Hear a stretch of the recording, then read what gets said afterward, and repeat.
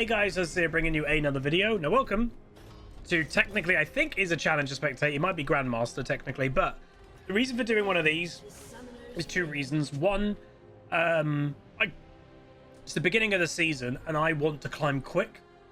I don't want to give too much away with the Huzzy account. I'll say it is going well, but I am open to looking at other picks that maybe people aren't normally thinking about, and also opening it up to you guys of like, is Karthus jungle pretty good? You know, there are reasons why Karthus jungle would be not bad. His objective isn't too bad as long as his team follow up with him. His damage is incredible in late game. The game is team fight orientated at the moment with all the objectives. Well, Karthus is really good at team fights. So could Karthus jungle be something to consider? And that's kind of what this is going to be going about. The other reason I would say is in my recording session today, you would have saw the Victor game if you watched that one earlier. My second game was also an absolute banger. And I still, you know, yes, we've got a separate channel, but I kind of still like the banger videos. Like if they're two in a row, I kind of like the insanely good games to go on the Huzzy Games channel. All that still. It's my bigger channel. It makes sense a bit. So that will be tomorrow's main video instead of being today's second video. But I also want to see what happens with Karthus. So he's going Dark Harvest, which is standard cheap shot. Grizzly Mementos. This, I think, is one of the new ones. Collect 1 memento on champion takedowns up to 25 total. Gain 4 trinket ability haste for each collected in game modes where blah, blah, blah. So trinket. Why do you care about? Am I like what? Trinket ability haste. So your trinket is just your ward or your red trinket. Why would you? I don't know why you'd want to take that, but okay. What else does he have? Ultimate Hunter, obviously.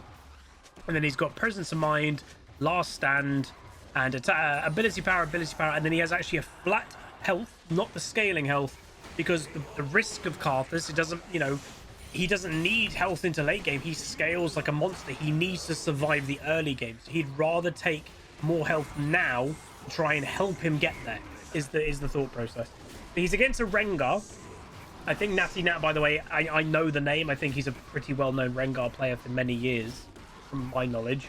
Yeah, Rengar obviously should have a bit of prio in the early game against the Karthus. Should. I also just think I'm going to swap. Oh no, I think there's just music going on in the background. Oh, Karthus. Oh no, he did finish that. That was really good jungle clear. So he cleared the full jungle by himself at 3 minutes into the game. Support Nico already roaming. Again, I do think it's an absolute curse on the game. Preemptive flash. Random play by the Nico, and now Cassio has nothing. Wow, jeez. Look at the confidence this Karthus had. There was so much confidence. Yeah, random Nico roaming at level 2. It doesn't make sense why people do it. Nami is going to go down. Rengar does get the kill. Does blow flash for it, is worse for the Rengar. But yeah, very high aggression play. Obviously, Karthus does get feat of strength complete, and that's maybe why the Nico is roaming. You know, that urgency of, oh, I'll kind of gank mid at level 2 Nico. You shouldn't. That's weird, but that's probably the thought process. I think I have seen, and you know, I've played maybe about 20 games so far of this season. I am seeing more, if you want to call them cheese playstyles, of desperation of getting a feat of strength, especially First Blood. It is worth knowing, of recording, and I'll say, apologies, I've got a tickle in my throat, but of recording, Riot has announced most likely the feat of strength for First Blood is going to change. So data suggests it's kind of okay. Win rates when it comes to which team got First Blood is very similar from last patch to this patch. Win rates of, you know, a lot of stuff hasn't changed, but what Riot has basically admitted to, and I'll be honest, it takes a lot for them to say it, because this is the thing that they've ignored for years, especially Freak. Freak in his balance is a pure numbers guy. He doesn't get that there's a feel of the game that's important. But literally, Froxon's post about they're going to be changing it said, statistically, it looks fine, but we get the feel of the game isn't. So they're changing the feat of strength for First Blood because people don't like the feel of it. It's more, and I think what it kind of is gone to, it's the more demoralization of, let's say, like this situation here. You're the Trundle though in this situation, right? You're playing Trundle top. The feat of strength is a really big thing, and you know, yeah, you're going to try and get maybe the first tower as a Trundle, but in reality, they just gave away first blood. Oh, why is he doing this? Genuinely, I have no idea why he's doing this. Is he going to try and steal it? He should. Rengar's got no flash, remember? Who got it? Oh my god, Rengar's going to kill him. Oh, sorry, Karthus is going to get this kill. Just auto, just auto. Oh my god. Aggression Karthus.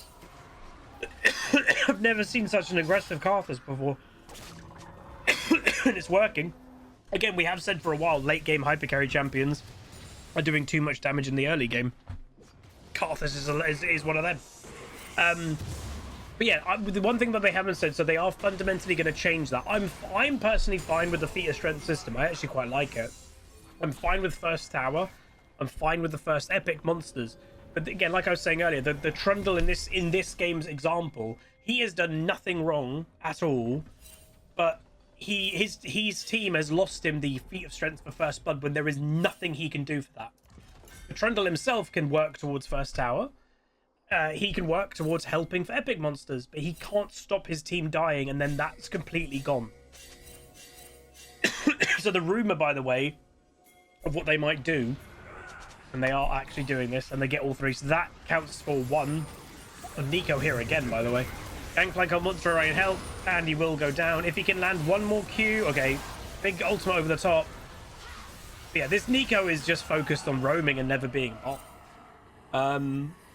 Gangplank, if he gets that kill, that'd be sick. That's really good. But yeah, the rumored of like what people are saying they might do, because like it takes a while to get first blood tower. It takes a while to get 3 epic monsters. First blood can happen in the first minute of the game, and you're already down 1 feat of strength. That's the problem. But what people have said is, what happens if it's first to 5 kills or first to 10 kills? That might be better, because then if you're the top laner and your bot lane, you know, your AD carry dies at level 1, at least you haven't lost it straight away. And if you do really well in top lane, then if you play great in top, then maybe you can beat the enemy to 5 kills overall if you play really good in top. Obviously, it will mean people will just play ridiculously passive, but then they will still lose out for that. If, you know, that your both teams are on 4 kills apiece, it's the next to 5, well, someone has to die, you know, like, it's going to create, oh, you're not going to fight me because you're scared of the giving the feat of blood. Okay, I'll take the dragon. I'll take this objective. You have to fight me. So I'm kind of okay with that because it's not instantaneous. The feat of strength is gone, but let me know what you think down below. So right now, again, replays, I will say, have not been updated in regard by the look of it for feat of strength. There's nothing on the screen right now that shows me who's got what. But obviously we know blue team got first blood, and we know nice Yone gets a kill. Gangplank gets a kill as well in top. Rengar's ulting onto the brand that's in Tribush. Flashes, but he will end up dead. Bad Nami. Karthus flank play. Not sure this is going to work out for him. He does flash, but again, Rengar can follow. Chooses not to because he probably would have died. But yeah, that brand positioning was a little bit sloppy. Yone, though, is potentially on his way. And remember, he did kill Cassio, but she is TPing. He might be looking for a sandwich. But Karthus, again, incredibly aggressive player. And it is refreshing to see. Oh, oh my god, he killed him. Yone, man, this kit, it's still not okay. Fundamentally, Yone kit is not okay. Double kill for Yone, not gonna die. Crazy. Oh, that was a Varus ulti. So again, the Karthus hasn't played perfect. You know, that's the thing to show. These players, I think, are already challenger. But you can see this. It's not perfect play. And I like showing, and I've always said that when I do my challenger spectates or high rating spectates, we can see it's not perfect. And I think sometimes that's a bit of an eye-opener for even like average players, because they expect perfection the higher rating it goes. Like when people come into my games and it's like, let's say, a mid to high diamond game, people are like, dude, these are sucking. Everyone's sucking. It's all relative. You know, that's the thing. It's all relative. All these players are in Grandmaster or Challenger against each other as Grandmaster Challenger players. If you threw a random gold player in this game, they'd probably be 0-10 by now. Like, it's all relative to the game that we're in. Like, these are all very good players against each other. When you have players of the same caliber against each other, it can normalize it. It can make it look very normal. These players would, you know, where it would show that these players are insane is if you threw one of them in an average rank. Then it would be like, oh my god, they're getting so fed. It's unfair. That's the difference. So big fight happening, Gangplank ult happening, Varus, oh my god! In a million years, I did not think that Brand was dead, and I think that's what happened to the Brand. I think he got a little bit complacent that, oh, I'm not dead, keep fighting, and boom, the burst. Burst seems really, like, I will say, I'm enjoying the new season. I like a lot of the changes, and I know some people are a bit surprised that I like some of the changes, but I do. I'm enjoying the game again. I think, yes, a bit of balance has to happen, but I'm enjoying it. Burst, though, I will say, Burst seems incredibly high. Oh, I think Yone got one. Did Yone get one? Oh, I don't think he did. They just have to get one to deny the objective. So you have to get all three of these. Oh, dearie me. Okay, Cassio's dead. Yone's coming in. Rengar flashes over. So yeah, you have to get all three for the objective to count as an epic monster. And they got one. So that last one they had to get to stop the enemy team getting that epic monster as their thingy. I will say, Karthus in that whole time, he could have done Dragon, by the way. Like, he did his ultimate, he helped. He could have then done Dragon, and they would have had another epic monster. So Brand and Varus having a big old fight.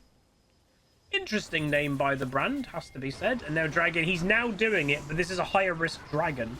Because Rengar is alive. He's gone back to base, he's full health, and now he's actually ulting. If he goes...